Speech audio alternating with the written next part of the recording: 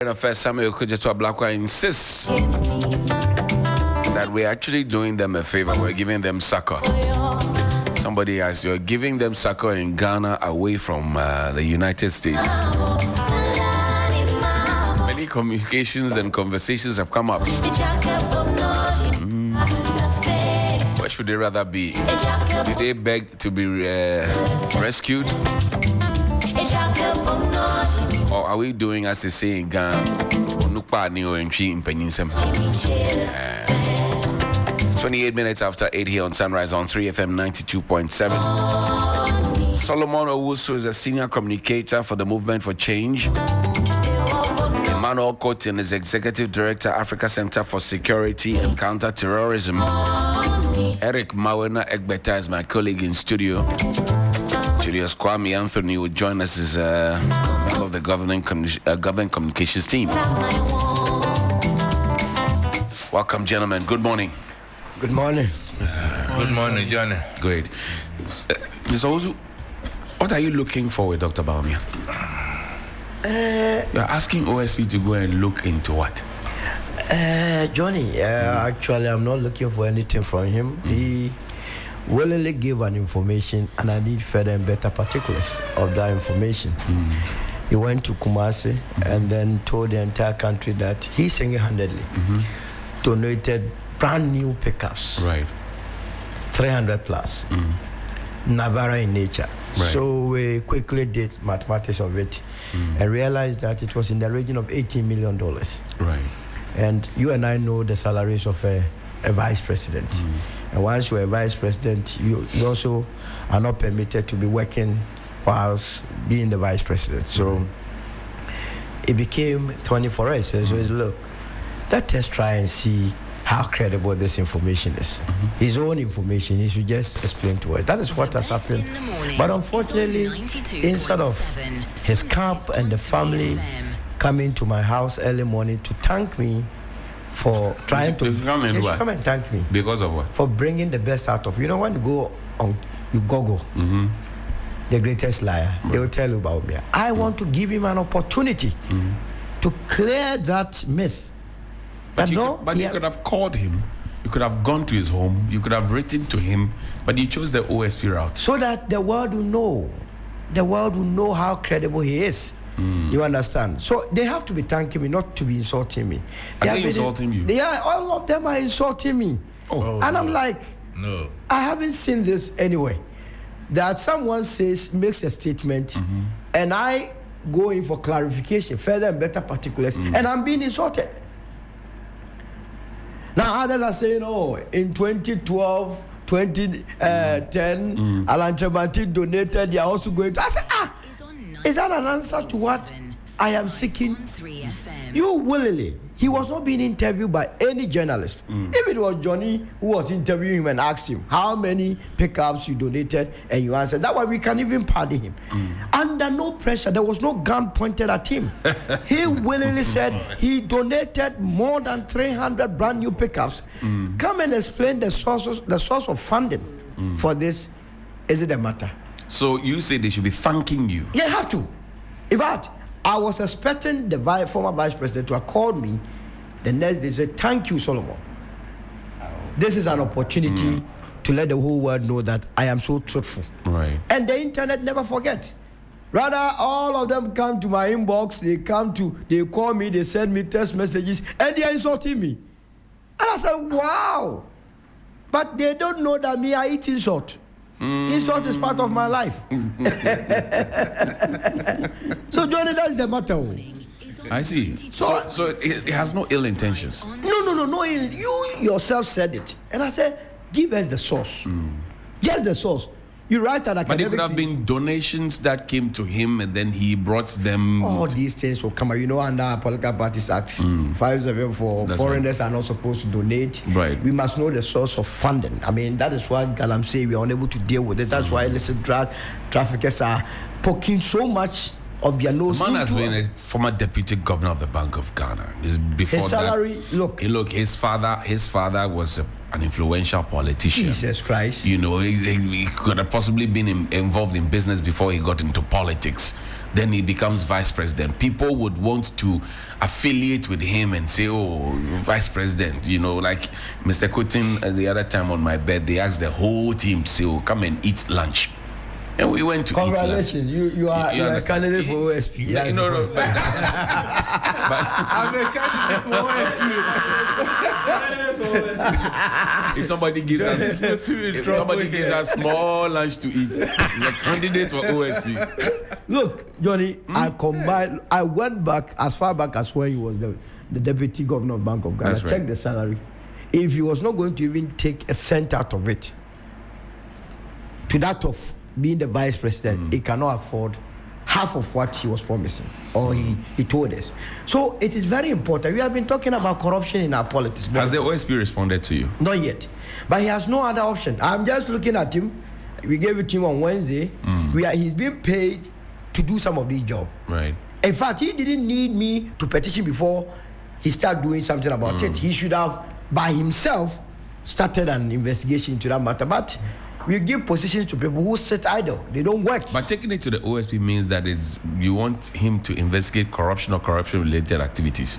That's what the OSP does mainly. Yeah, that is. So you suspect that there's corruption? Because I have already told you that. But you told me that you had good intentions. It's a very good intention. So how come do you now be suspecting corruption? No, if there is no corruption, does it not vindicate the vice president or this one that he has never been corrupt? He's so clean. He's a man that has to be trusted. That is why I told you that he and his people should have come to thank me for that, and not the insult. Look, not the insult. He must should agree with me this, but I know he's diabolic. Look.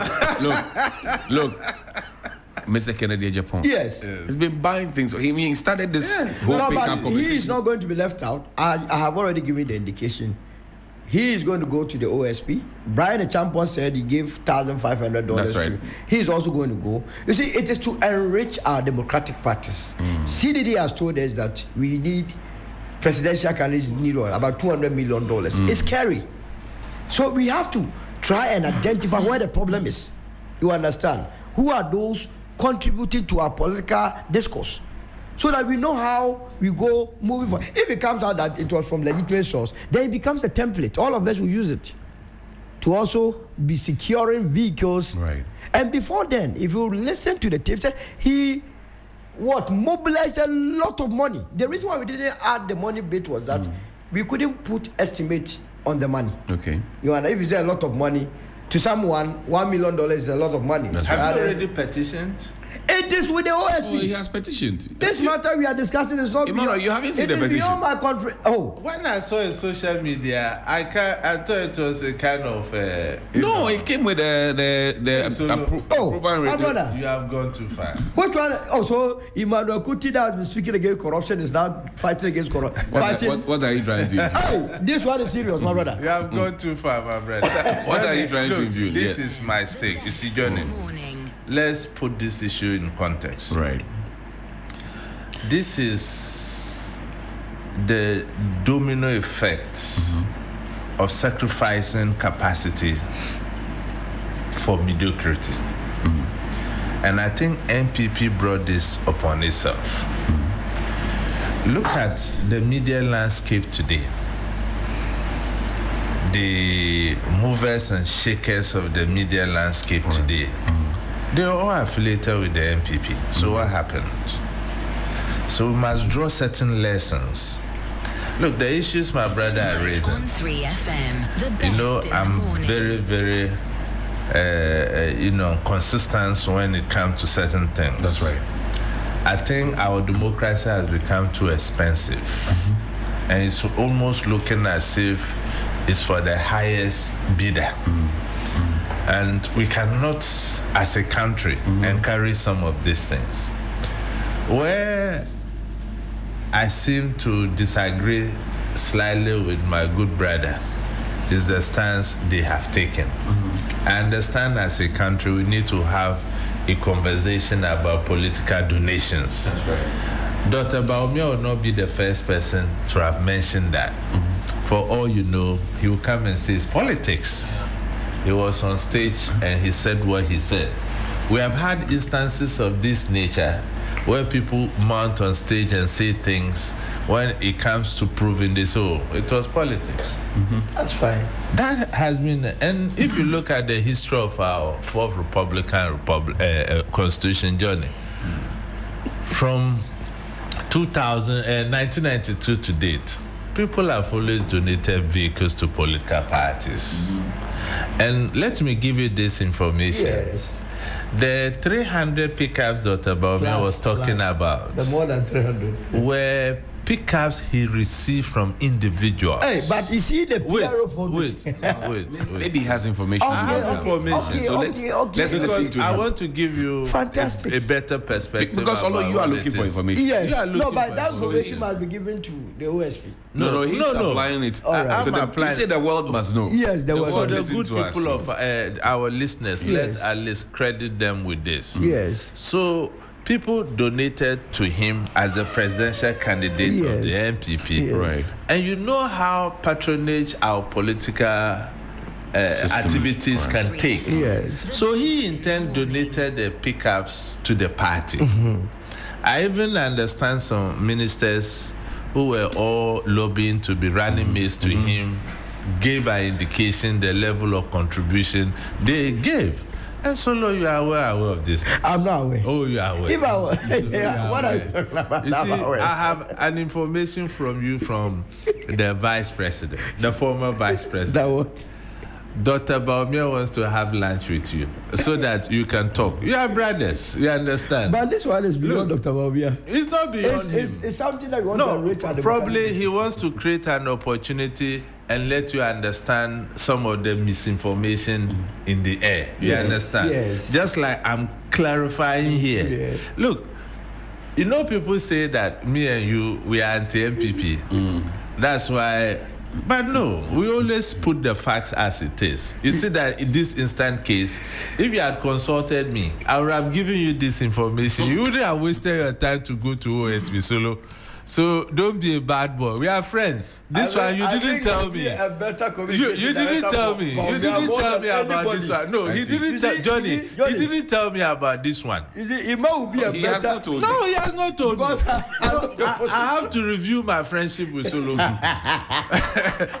And Solo has become an endangered species even to me. So now you have information. And so you have information. So please, like I was telling you, it's true that Johnny, we need to have a conversation about political donations, but we can't single out Dr. Bawumia in this instant case. But I've said I'm going. I'm taking. No, so I'm inviting you. What he's saying is that these vehicles that Dr. Bawumia said he donated single-handedly were vehicles that he received as donations. Yes. And he forwarded them onward to the party. That's all. But does he have the permission of Dr. Mahmoud Bawumia to be saying this so that it becomes part of the evidence? No, I don't. He has some information. I don't need. No. I don't need the permission of Dr. Bawumia to say this. Once I know this incredible information. Yeah. Dr. Bawumia could go to the OSP and say he never authorized Right.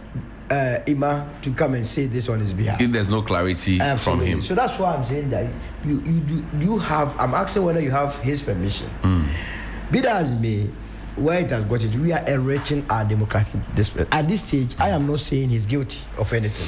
I'm only saying the very statement that came from himself. Right. He must provide further and better particulars. And I believe that should be where Your friend is shocked at you. No, he this doing one something there, this no, morning. I'm shocked. That This one there, he I didn't tell believe me, that Johnny. You know that I was even shocked Bawumia this campaign. campaign. Already. The Bawumia You and me and you, must what did they immediately pass go our and body? consult him if they must immediately, because what he has done this morning, I tell you, none of the people around him has been able to Come do. on, Dennis Awaji can do the same. Oh, he came and said he was rather going to petition against Alan Chamati for donating some pickups. Is that the answer to my question? So no. But he also has the right to petition. We don't have a problem. You don't need to tell me that you are going to petition for Alan to be investigated. That is within your right. He who alleges goes there to prove. I am not alleging anything. No. I'm going to facilitate a lunch meeting with the former vice president with Solo very soon. It's not for ill motive. You understand? Is it for security reasons? No. For conversation kind of thing to happen, and you get better particulars. Because Sol is behaving like a terrorist now. You want to do counter-terrorism? I'm even scared of him now. Look at that. I mean, Solo, you can do this without telling. Sunrise on 3FM. It's 23 minutes here after 8, and that means we're just 17 minutes to the top of the hour. We know that some 11 West Africans who were detained in Ghana after being deported from the U.S. have sued the West African nation, Ghana, and Oliver Bakavomawo, who represents them, said that deportees had not violated any Ghanaian law and the detention in a military camp was illegal. He wanted the government to produce the group in court and justify why they were being held against their will, he added. Now, we know that the government has also not yet commented on the lawsuit, but told us that 40 more deportees are expected in the country. Opposition MPs are demanding the immediate suspension of the deportation deal until Parliament ratifies it, saying that will require parliamentary approval, etc. But the Minister for Foreign Affairs. So if you go onto our Facebook page now, you see some of the deportees there. We have done our best to blur their faces. Let's now, the Minister for Foreign Affairs, Samuel Okudzeto-Ablakwa, is said to have contradicted himself by saying that most of them will return to Ghana, only most of them, and that literally they were being done some good. Now, listen to the deportees, please. So again, today is the 15th of September, 2025, approximately 9 o'clock p.m. African time. We are, all of us are here, we're still in Ghana. We have not left the camp. We're still here. We're making this video, in reference to the report that was made that all of us have left Ghana, to our respective countries. That is not true. As of today, we're still in Ghana and we're still here. Nothing has changed. Start again. So again, today is the 15th of September, 2025, approximately 9 o'clock p.m. African time. We are, all of us are here, we're still in Ghana. We have not left the camp. We're still here. We're making this video, in reference to the report that was made that all of us have left Ghana, to our respective countries. That is not true. As of today, we're still in Ghana and we're still here. Nothing has changed. These are some of the deportees. Now, let's listen to the Minister for Foreign Affairs and MP for North Tongue, Samuel Okudzeto-Ablakwa, defending the government's decision to accept other African deportees from the United States in terms of the deportation that President Donald Trump is now championing. Carefully considered decision by this government, led by His Excellency John Dramani Mahama, to accept African migrants in distress in the United States of America. We carefully took that decision because we want to send a very clear message that Ghana will not stand by whilst our African brothers and sisters are maltreated, are mistreated, and are dumped in other places away from the continent. When we followed the matter and realized that the Supreme Court of the U.S. had endorsed these removals of people that strangely are being called aliens, we don't consider them aliens at all. These are human beings like any other human being. We decided that we will make a clear case to accept these Africans, particularly West African nationals. And I am excited to report that so far, a good number are arriving. We are taking very good care of them. Those who decide Because under the ECOWAS protocols, you can stay in Ghana for 90 days without visas. If you decide to go to your home country, we facilitate at our cost. And let me state for the record that because this is a matter of principle, purely on humanitarian grounds, we made clear to the US government that we will not accept a dime, not a farthing, no monetary consideration. We are doing this because we do not want to see our fellow brothers and sisters suffer and be treated as if they don't have a home where they can be sent.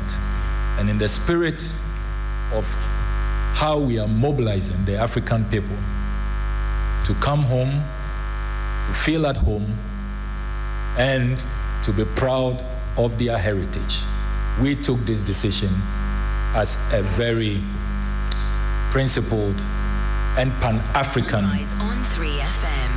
decision. There have been some attempts to distort the rationale and to suggest that it is an endorsement of Trump's immigration policies. Not at all. It is not an endorsement. We do not endorse the harsh immigration policies. What we are saying is that since the days of the Osagefo Dr. Kwame Nkrumah, where we are now, these very premises, used to be the International Students Hostel. Ghana has always been welcoming of all African people, of African freedom fighters. Even those who were declared stateless, persona non grata, we gave them statehood. We gave them our passports. And there are many, many of them, from Sam Nujoma to Robert Mugabe, many of them who were here as freedom fighters. Ghana has always been a safe haven. And the current generation of leaders did not think that we should sit idle as our brothers and sisters struggle and suffer. And that is why we are offering ourselves as a safe haven. So we send a clear message to all Africans in the diaspora. Any government that you feel is violating your rights, is maltreating you, and makes you feel unwanted, declares you an alien, and does not want you to feel at home, please know that Ghana is ready to receive you. We are, with open arms, ready at all times to welcome you to our safe, beautiful, and hospitable country. You can always consider Ghana home.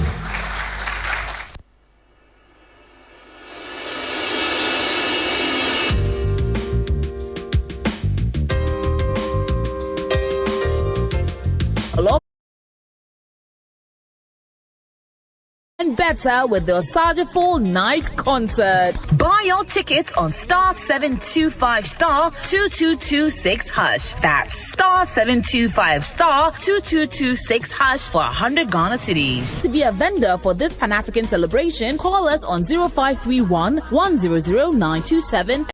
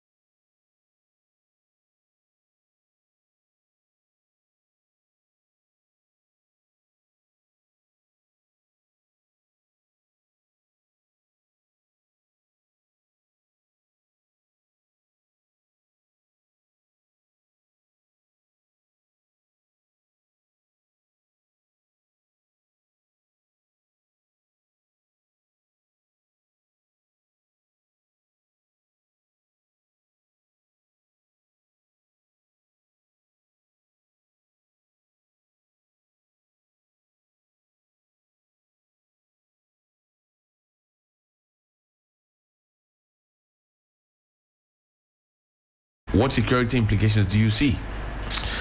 Well, Johnny, thank you once again. Let me take the opportunity to thank your good self and your production team. On 3FM. To our good listeners, We thank you as well. for doing as the honors every Friday, listening to my stubborn friend and my good self.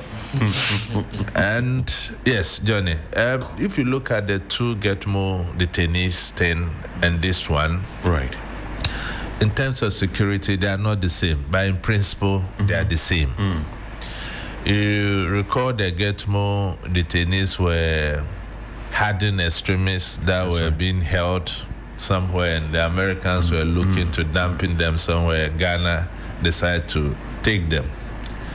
And I must put on record that one of the reasons His Excellency John Dramani Mahama lost the 2016 election was as a result of the two Getmo detainees thing. And it's well documented. I don't want to bore our listeners over that. Where I say they are the same principle is, look, there are evidence to show that these deportees had restraining orders from courts within the U.S. for barring the U.S. government from deporting them directly to their countries. So they decide to circumvent that ruling by looking to other avenues they can send these people. You recall the Nigerian Foreign Affairs Minister did mention that U.S. was putting considerable pressure on African countries to receive these immigrants. Right. And the minister said, for the unity of the continent, and ECOWAS for that matter, Nigeria was not going to bow to those pressures from the United States of America. Right. Then boom, we heard at a press conference that they have received. When these people were already in the country, they made an announcement. So it's not building some kind of trust between our political class and the citizens. Right. At least, government should have made it known even before. And rightly so, they know if this was put in the public domain, it wouldn't have seen the day of light. That's why they did it undercover. But we need to differentiate a whole lot of things here. Within the ECOWAS sub-region, we have free movement of persons. Is that not it? That's right, for 90 days. But it's voluntary. It is voluntary. On your own volition. Yes, on your own Not volition. under compulsion. But not from a non-member state. Sunrise on Not from a 3FM, non-member the state best in the morning. who is trying to forcefully remove somebody.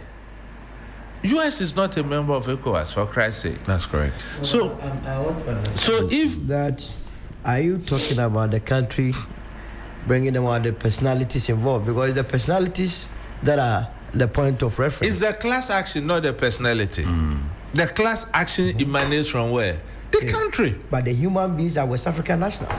But are they coming here voluntarily? No. That is the catchphrase. You can't compel me, Emmanuel Mawonye Koten, to move against my will to other countries within the ECOWAS sub-region because that protocol exists. That's not how it works. That's not how it works. So, you see, the Honorable Minister of Foreign Affairs is somebody I love so much. He's a youth like me. I see a lot of prospect in him. And what he did in opposition days, he won my heart. Right. Because I realized he did things for the country and not for his own personal gains or for whatever. Now he's in government.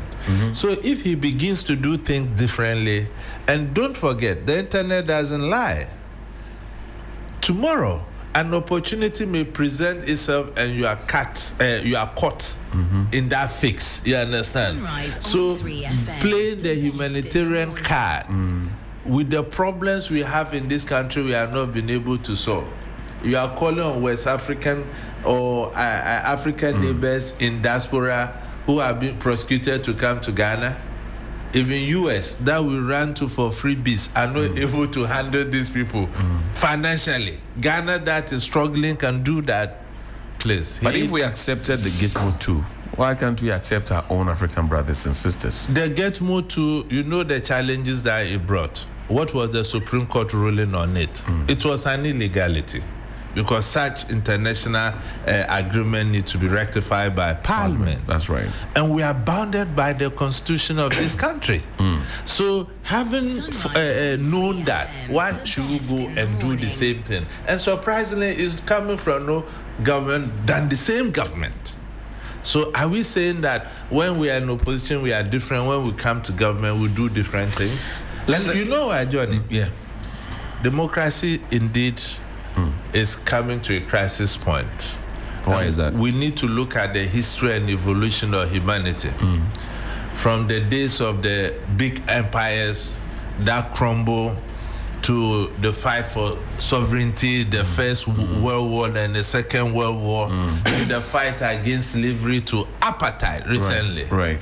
It's becoming increasingly clear that democracy is coming into a crisis point. From the mighty US, who is supposed to be the defender of the rights of persons across the world, to the smallest island. Look at the international dimension of it. You know the UN Convention on human rights and forced labor and those things. It talk about the non-refoulement principle. That you cannot take somebody to a country the person can be prosecuted. That's right. Now, the United States system works to the extent that the judge or a court in the United States barred the president from deporting these people to their home country for fear that they'll be tortured or their human rights will be violated. Then you accept these people and then deporting them to their country.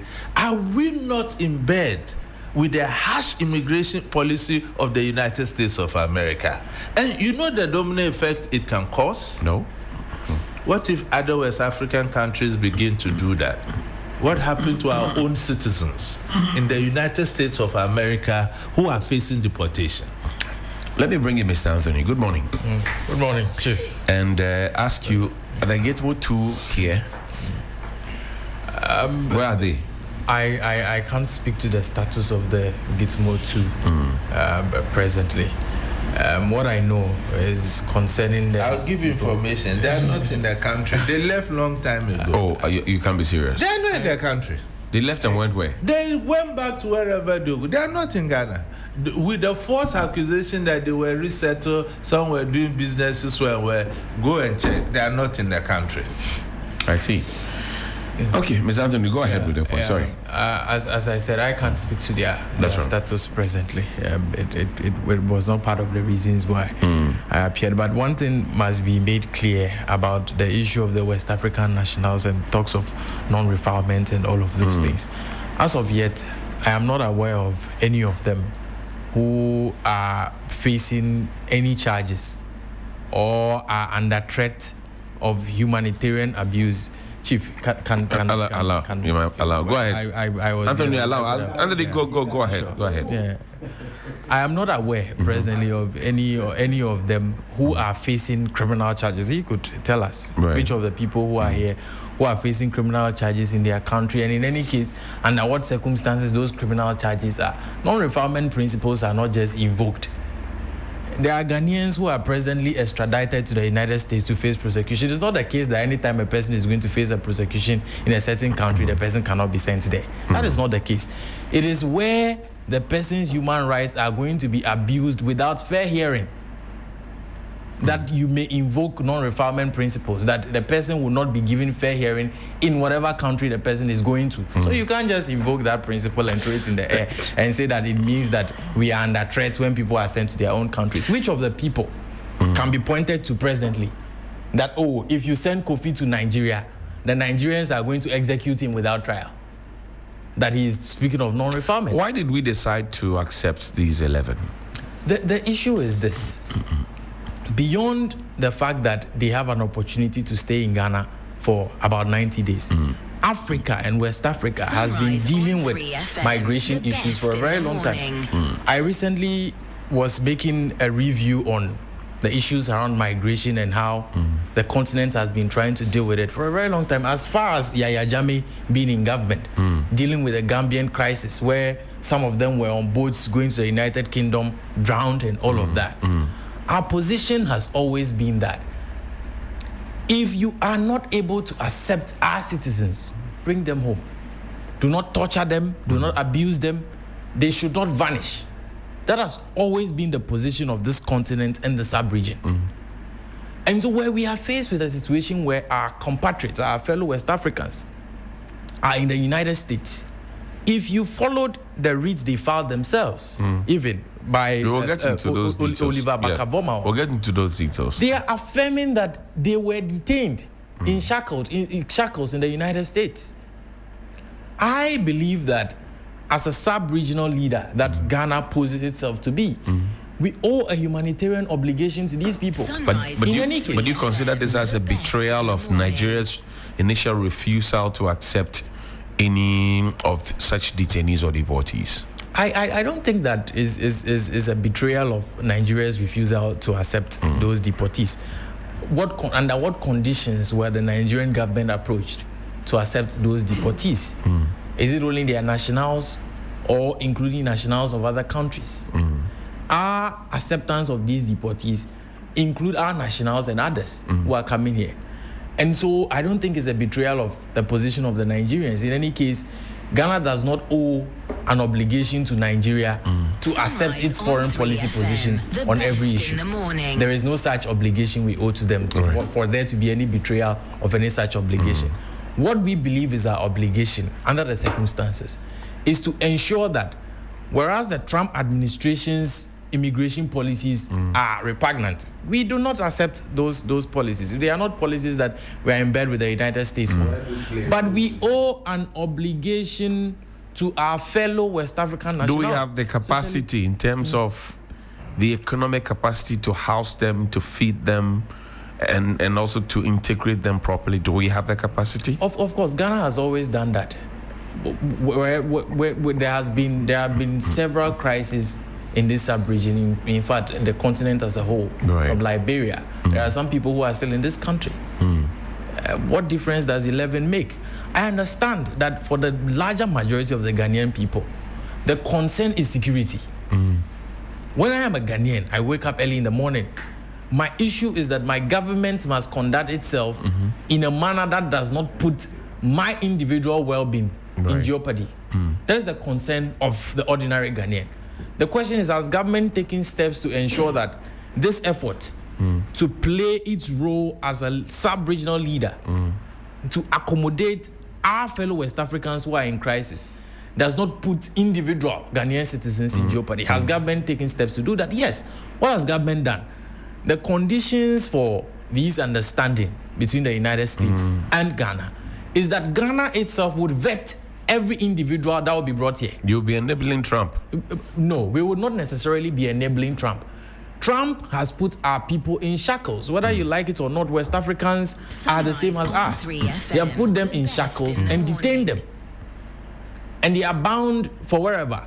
If we accept that obligation under the condition that it would be balanced with the need to protect the security of the Ghanaian individual, I don't see where the issue is. Because we vet criminal records, we vet involvement or otherwise in terrorism and all of that before we accept people here. And so if we do that and the ordinary Ghanaian is not facing any jeopardy, I don't see that there is any cause for alarm. Were it the case that these people are criminals or involved in any terrorist activity anywhere, then it becomes problematic. It becomes a case, and then also it raises questions of whether we are bringing them here to throw to their countries the way he's suggesting. They have the liberty to be here under the conditions of the UN Charter. 90 days without visa if they want to be here. If they want to continue to be here beyond then they must follow the formalities that are required under law. Those are the conditions. About claims of human rights abuses and all of those things. They are unfounded. And I believe that I want to get clarity. Sorry, Julius. So were they received here before the president's media encounter, or were they received after the president's media encounter? No, it was before. But we were not told about it. The people of Ghana were not told about it. Well, the minority in parliament, for example, are questioning why you couldn't wait for parliament to hear the matter, sit on it, debate it before coming to this point. No, the government... Same conversations around the Gitmo too. Of course, the government of Ghana does not intend to be bound legally by that agreement in a manner that places an obligation on us such that we cannot pull out of it at whim. It is for that reason why we did not enter into a full-blown agreement with the United States, such that if President Mahama decides tomorrow that, well, given the circumstances, and it is for purposes of even maintaining control over the nature and character of persons who would come into the country, that is why we have not entered into such binding agreements. So if we decide tomorrow that, well, you told us that the persons who would be coming here, criminals cannot be included, persons involved in terrorism and all of that cannot be included, but person A, B, and C pose this or that risk to the government or the people of the Republic of Ghana, we are out. Then you'd have just displaced people, because the people, I mean, you should go to parliament. We will not be displaced because nobody will be here in the first place. You should have a proper agreement. No, that is the point I'm making. That if you enter agreements of a binding nature, that's right, which carry obligations and consequences for breach, you know, then it means that you would have to make that through the full processes of ratification and all of those things, so that where you do not carry your end of the obligation, those consequences can come in. We do not intend, as we speak, to be bound by any obligations. That would be a diplomatic gaffe. No, there isn't. We do not intend to be bound by any obligations to the United States. But you can eat your cake and have it. We are not eating our cakes and have it. The point I'm making is that as of now, we have just had an understanding that West African nationals, it will not be beyond that, subject to the vetting of the government of the Republic of Ghana and the conditions determined by us as to the nature and character of persons we want here, would be allowed in if you are deporting them. And the reason is because the government of Ghana has examined the alternative conditions that these people would have been living in and felt that, well, on a humanitarian basis, we should provide an avenue for them here in Ghana. Under such circumstances, we do not intend to owe any binding obligation to the United States of America, such that where we enter into an agreement and say, well, we will take this number of people at this particular time to that point, where it could lead to any consequences if we eventually decide to pull out. It is for that reason why we did not go through the full haul. But I think that President Mahama is a president who, for time immemorial, has demonstrated that he listens to the people of Ghana and always takes their concerns into consideration. He didn't do that with Gitmo 2. But he didn't do what? He didn't do that with Gitmo 2. The Gitmo 2 issue was determined, went to the full long haul of going to court and all of those things. Gitmo 2 issues are settled. We are dealing with a matter today which has to do with West African nationals. It's a different situation from this one. So, pardon? You're repeating same. So are you saying that our government goes around doing things without the say-so of the people? Because now you've brought these 11 people in without our parliament that represents us. Hold on. No, in fact, actually 40 were mentioned. Now, the government is supposed to be answerable to us. Of course. Are you suggesting that the government is going around doing things without asking the people that it represents? That is the point I'm making, is that as of now, the government of Ghana has not entered into an agreement with the United States. So on what basis are they here? No. On what basis are they here? That is what I'm saying, that there is an understanding between the government of Ghana. When you say an understanding, what do you mean? There's an understanding between the government of Ghana and the United States. What is the nature of this understanding? That is what I kept saying. I don't think that you were... I was listening to you. That subject to... But it is on paper. Is that an agreement? Oh, hold on. Is that agreement on paper? Is it a document? There is a current understanding between the government of Ghana. Is it on paper? I do not know. So what? Relax. I'm relaxed. I've done this over 20 years. I'm never agitated. Of course. You are not the one to tell me to relax. I do not know as of yet, okay, any agreement of a binding nature between the government of the Republic of Ghana and the United States. Did the government of Ghana sign any paper with the United States government before these people were released to them from detention to be deported into the country? The government of Ghana has not signed an agreement with the United States. So the government of Ghana has no agreement? No, because you see, if you say an agreement, it would mean that it is of an international treaty nature. Okay. Between the government of Ghana and the United States. How were they released from? How were they released from detention to be put on a plane to be deported to the country? Precisely. That is why I'm saying that there are always diplomatic conversations and understandings that can be reached. And I'm asking you, what is the nature of this understanding? The basis of this conversation is that you are saying that it has not been ratified by Parliament. No. And I'm saying, no. Is that not the basis? That's not the basis of what I'm saying. That is the basis of this conversation. That this has. Those are two separate questions. One question one is that the government seems to be going around doing things without asking the people. Which is about Parliament. Which is about Parliament. Yes. That's ratification. Yes. Two. Yes. What was the legal document, or what was the document, whether it was written on a foolscap sheet or an A4 sheet? In what form did that come before they were released from detention to be put on a plane to be kept in a military whatever accommodation? That is what I'm saying, is that as of yet, there isn't a treaty or an agreement between the government of the Republic of Ghana. Or you don't know, perhaps? There is a memorandum of understanding. Okay, now you are coming home. Which is between the government of Ghana and... because the reason why I'm making the difference is that where you are supposed to suggest that it is a treaty that has been entered between the government of Ghana... I didn't mention treaty. You are introducing... Those are your words. I mean, when people say things by necessary implication, I think I have the ability to defend them. I have clarity of mind. Especially when you are suggesting that it has been done without the consent of the people of Ghana. You are referring to Parliament. No, but it's been done. That is a fact. Parliament... Did you go to Parliament? Good. So let's come clear. Don't say things that have a certain necessary implication. And when I say that is the implication it has, then you say no. That is a different question. How much is it costing the government of Ghana to bring the people into this country? How much? I don't think it is our taxes, by the way. I don't think that bringing them in cost the government of Ghana. Probably maintaining them here. How much is it costing us? I'm not in a position to tell, but I don't think bringing them in costs the government. It is maintaining them here. You don't know. So how you see. Maintaining them in Ghana is not a national security conversation. Because it is our money. So you have an obligation to tell us, especially when you have refused to go to Parliament, first of all, to bring them in. And you're also announcing to us boldly that you are bringing in some more.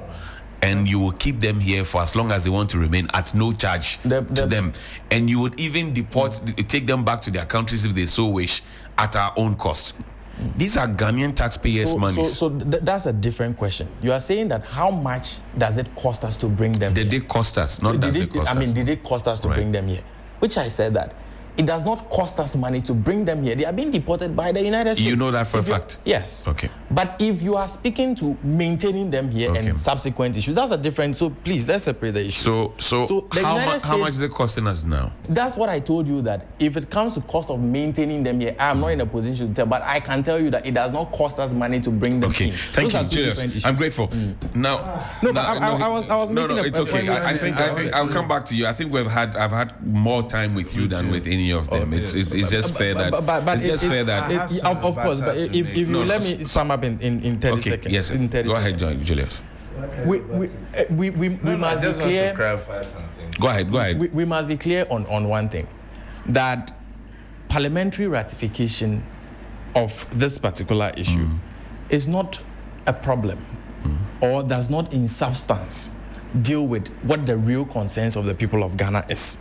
The real concerns of the people of Ghana. Are you saying that you are not letting me? No. If you would let me land the point. Are you saying to me, Mr. Julius Anthony, that the people of the Republic of Ghana, who gave Parliament the power, the framers of the Constitution, they didn't know what they were thinking about? That is why I'm saying, if you would let me make a point. I am saying that parliamentary ratification or otherwise is not what deals in substance with what the concern of the ordinary individual Ghanaian is. What deals in substance with what the concern of the ordinary individual Ghanaian is whether or not this issue puts them in security jeopardy. Yeah, but that is the point I'm making. But it has recourse to Parliament. And I am saying, of course, and I am saying that President Mahama, as President of the Republic, is someone who is concerned about these issues. And were there any such threats? That is why. But does the Constitution give him? Hold on. President Mahama leads one arm of the government. Of course. There's checks and balances in this country. Of course. Do you think that the President of the Republic of Ghana works to himself? No, he works for He's the people. answerable to us. Exactly. And the people are represented in Parliament. And that is why he and his foreign minister, with you maybe supporting them, have gone to bring 11 people here. And you are telling us that they constitute no national security threat. And you are telling me that the Defense and Security Committee in Parliament, who would have been consulted and all those conversations have been had, it is not a matter that hits the core and the substance. You are twisting my point. I am saying that the concern of the individual is his security and safety. And how do you get to know about that? Ms. Anthony, I think we've spent your 30 seconds. Sorry about that. Richard, Johnny. No. Because I have to probe. We have to probe. Of course. The people are asking questions. So Johnny. Except you are not letting me make a point. You've made your point, please. My good brother Julius is government spokesperson on what? Is a member of the communications. You are a member of the communication team. Good. Sunrise on you see, I'm quite scandalized this morning. Don't be scandalized. As a Ghanaian, and for that matter, an African. He alluded to certain inaccuracies. One, the U.S. courts, in its own thinking, barred the United States president from deporting these people to their country. Right. Are you saying that we are in a better position to do that assessment than the U.S. court system? Second, the communique that came from the foreign affairs minister and subsequent when they misled the president to say that these people have subsequently been taken to their various countries, when in actual fact you have collaborated that they are still in their country. Right. Ghana was only to play a conveying belt kind of rule. They bring them here, you take them back door to their countries, not sustaining or maintaining them in this country. Third, are you aware they were brought? Wait, I'm coming. Please know them, Julius. Sorry. You know them, and we have a decent conversation. These people were brought in a military cargo. Are you understanding me? What is the difference between how they took we Africans in the ship to go and labor for them, and they bringing us back in military cargos? Have you had the opportunity to have a view of the inside of a military cargo? How the rights of these people protected? And you are talking about Ghana playing the big brother role because African citizens are suffering in other countries and they want to help in solving the challenges. What happens to our foreign policy? The non-alignment. We have always been respected internationally because we don't interfere when it comes to our national foreign policy.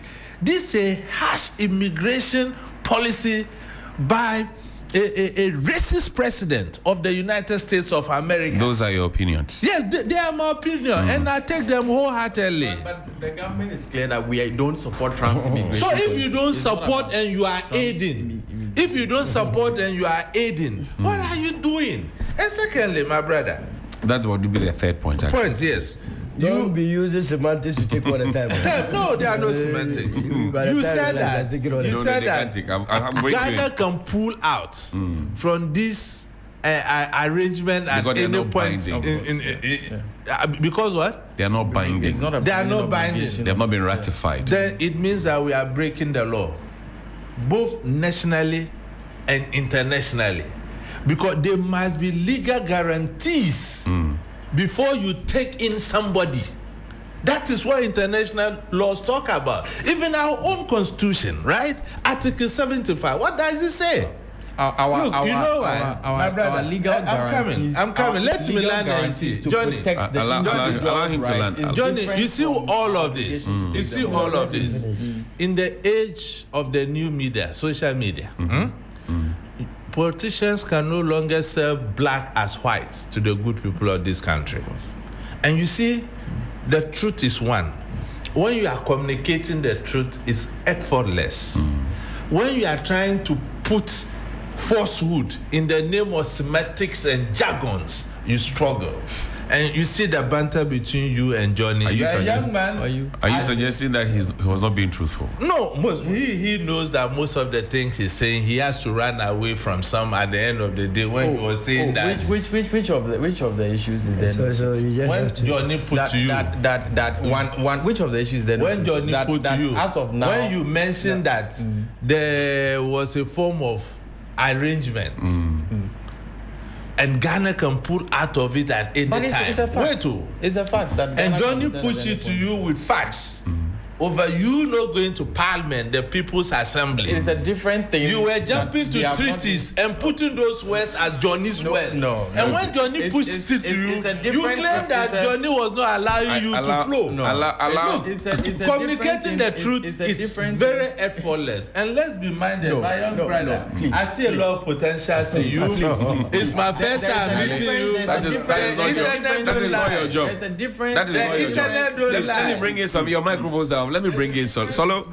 You've listened to the government communicator or the party's communicator. What do you deduce from it?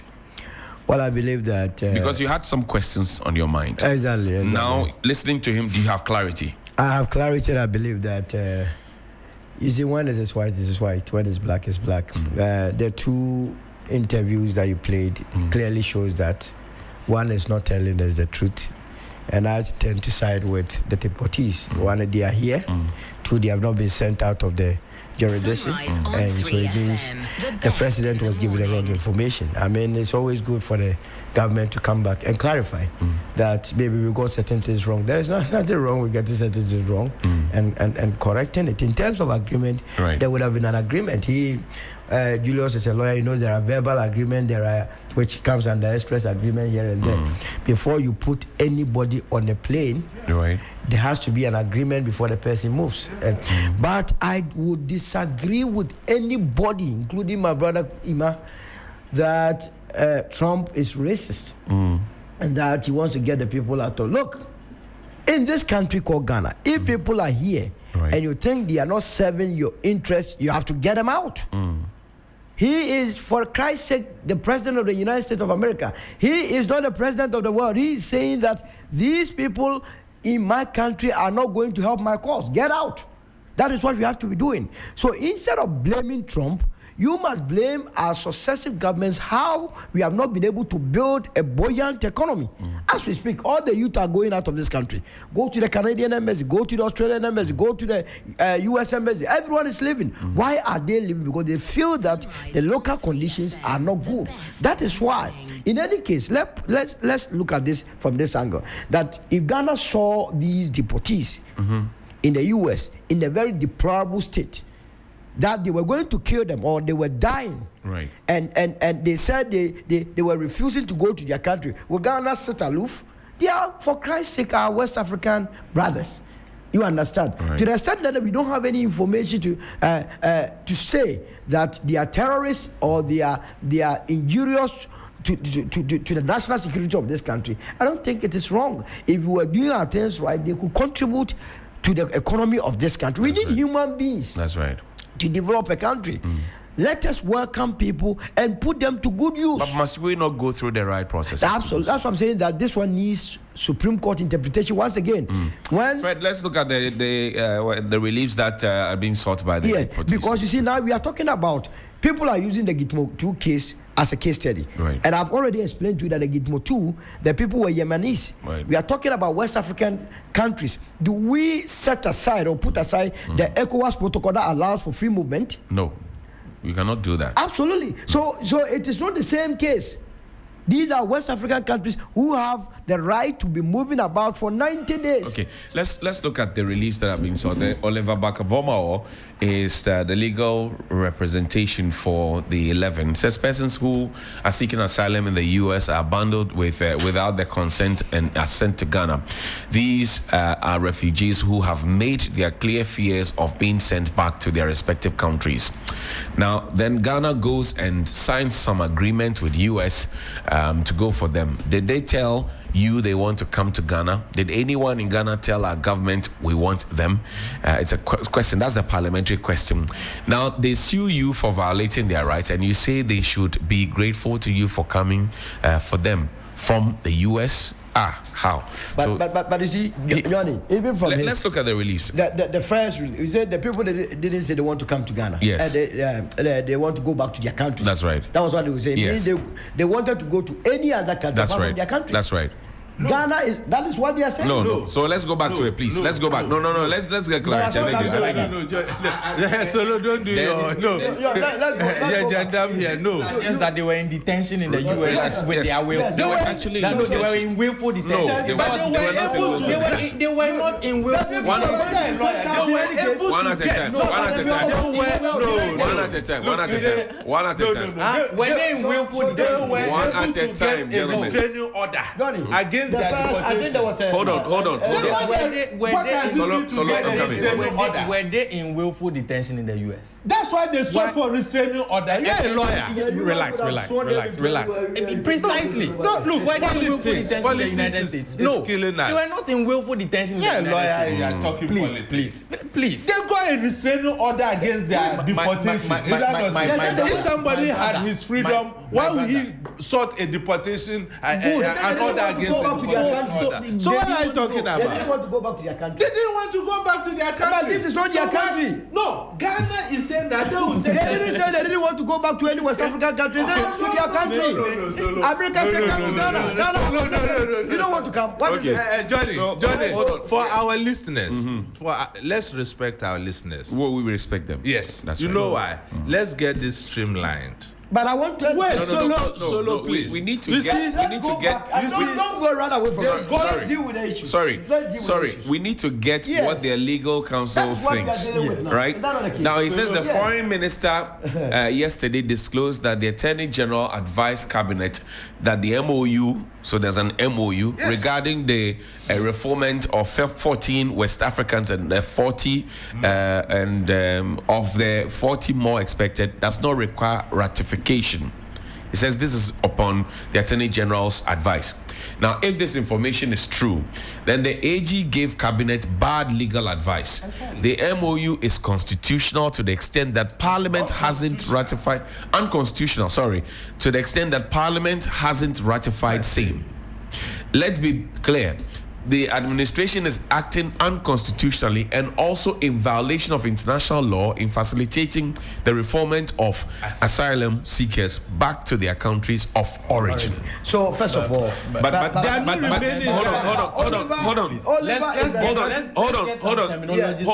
they asylum seekers in the United States? Hold on, gentlemen. So just to get it clear. What do you mean by asylum seekers? Are they asylum seekers in the United States? Or they are migrants who are being deported? There's a difference. Are they asylum seekers in the United States? Hold on. They went to the U.S. as legal. No, please. Do we know that? They entered and their visas expired. Wait. So until they there's were a difference between a person who is an No, wait. Your microphones are off. I don't like this chaos. I'm asking questions. Allow me to ask my question. Don't gazump me. If not, I will put your microphones off and play music. Don't gazump me. Let's go by his own. Say again. Yes, I know. So that's why I want to stream, because if you gazump me, I'll put the thing of play music. Okay. Now let's get it straight. Yes. Can you confirm if they had their documentation right before they were captured and kept in detention? That's one. Okay. 2, if they were kept in detention without their proper documentation, does that all make them, fit to be in the U.S. because they will be violating the laws of the United States? Yes. That's 2. 3, based on these violations, the United States decided that we no longer want you here. Yes. So go. We are looking for a place to send you, because perhaps you do not want to go to your own country. Yeah. Now tell me what you know. So this is what I know, Johnny. They enter U.S. legally. At the expiration or before the expiration of their visas, they sought asylum. At the expiration or before? Some. There are many. Some. That's why I said before or after. Okay. Because it is a lot of people we are talking about here. Oh, Solo. No. I want one answer at a time. I want one answer at a time. And just to provide fresh information for your Oliver Bakavoma, or his legal counsel for them.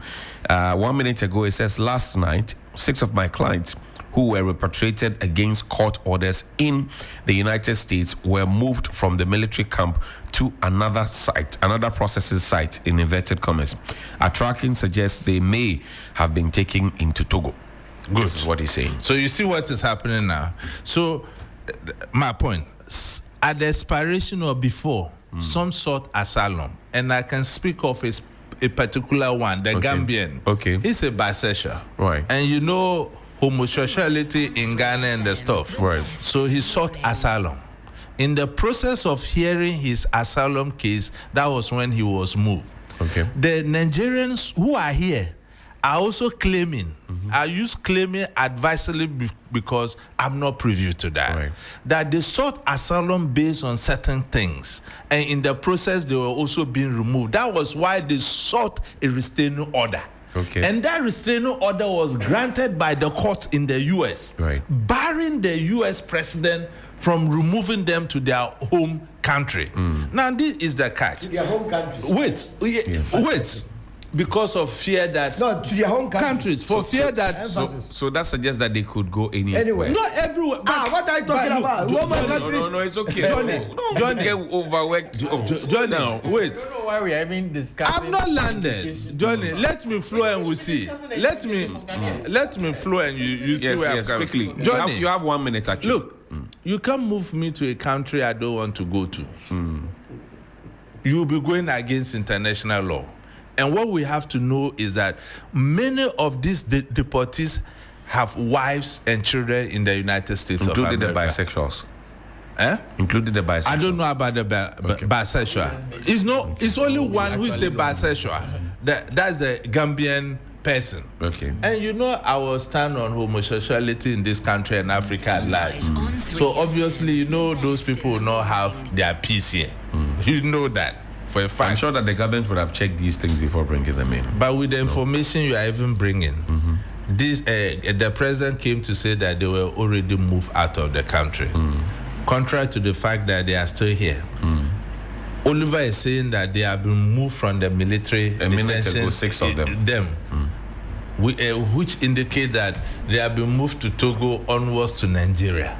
Why should we aid a harsh immigration policy of the United States of America? Your point is made. Why should we? Your point is made. You want to take a quick bite on it? No. In fact, let me go to Solo. Yes. So clearly, no international law. Let us emphasize: no international law can compel any country to host any human being. Right. Ghana here, we can decide to sack all the foreigners in this country. This is our land. Are you with me? The United States of America says they don't need these people. Come back to your home. You say you won't go to your host country. Now you were playing with the law. They also use the same law to say, okay, if it is your own country that you don't want to go, we will find another country for you to go. You are in Ghana. Is Ghana your country? Have they violated any laws there? That is what you must be dealing with, and not to say that they didn't want to come, so they should have been sent to to Canada or Europe or where. No, it's not going to happen like that. Okay, not going to happen. Like that. So why didn't they take them to this country, Africa?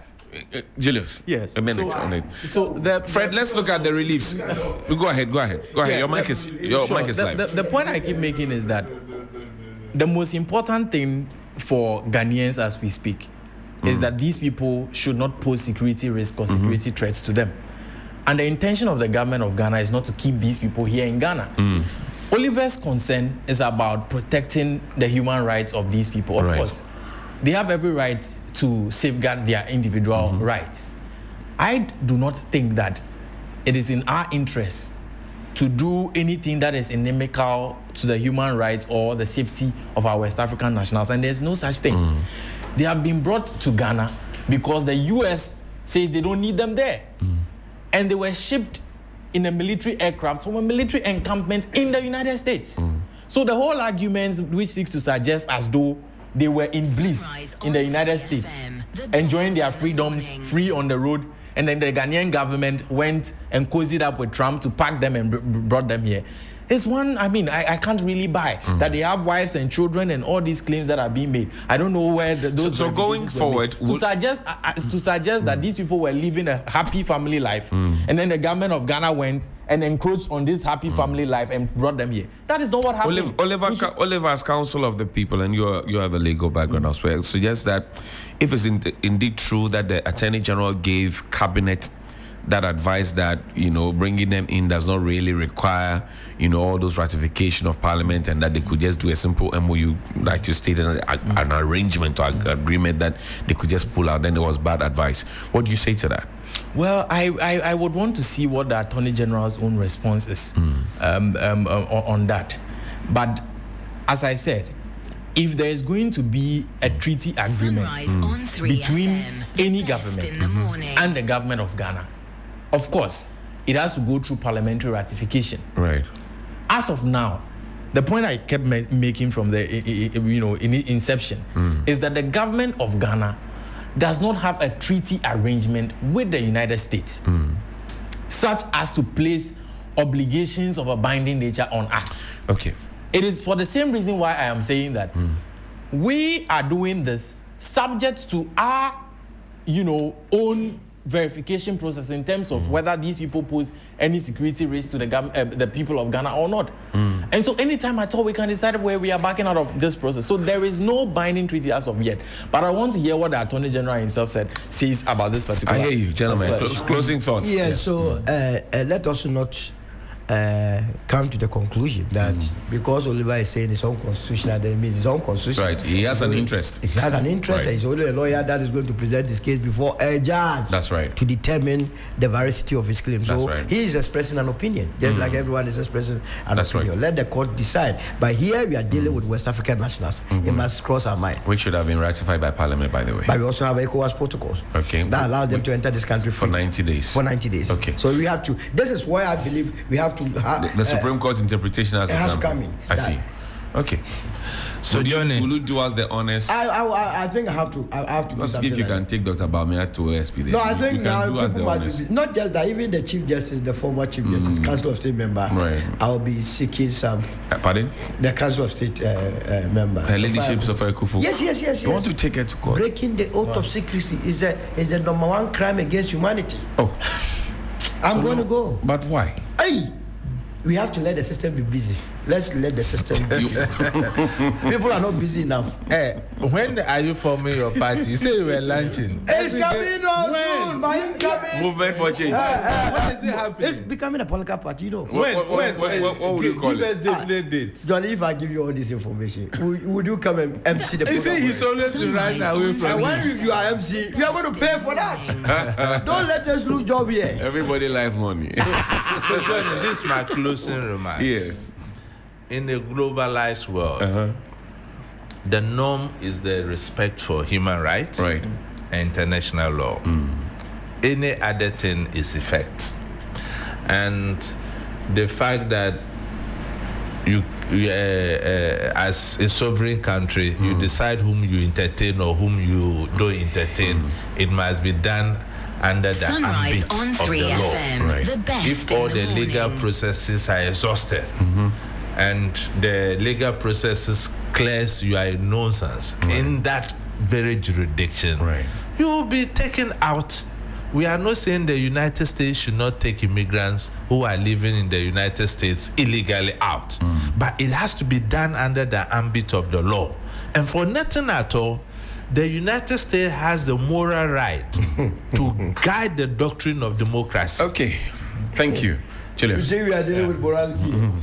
Julius, you have the closing thoughts. Yeah. Sure. I think that I would just rehash the point I've made earlier that we owe Go ahead. We owe an obligation to our fellow West African citizens wherever they are in the world, where there is some abuse of their freedoms, where there is some abuse of their rights, to provide them the needed cover.